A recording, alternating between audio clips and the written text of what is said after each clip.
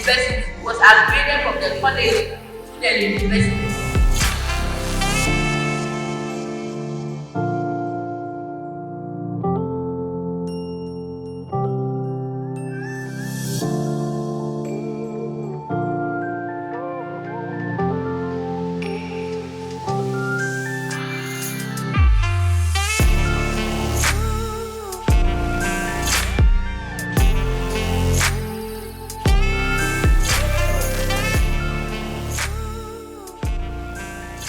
If I drop this in power, it will be red. Okay. Now, if I put the red blue on a white A4 sheet, right? Do this okay.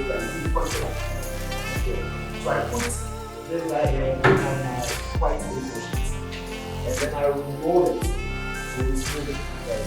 So I will roll it. So this guy comes back to where it was. Okay. Remember, it's moving.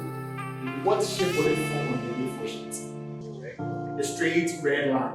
Right? Good. Now, if you think about it, I would all agree with me, it's moving from here back to its point is one rotation, which is basically 360 degrees. Right? Beautiful. But then when I move it on the white A4 sheet, it forms a line. And I can measure the length of the line.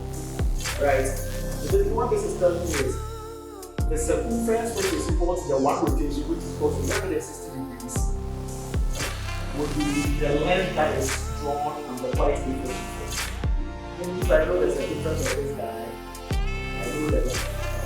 And if I want to use some distance, I can use simple if less modified to move that distance.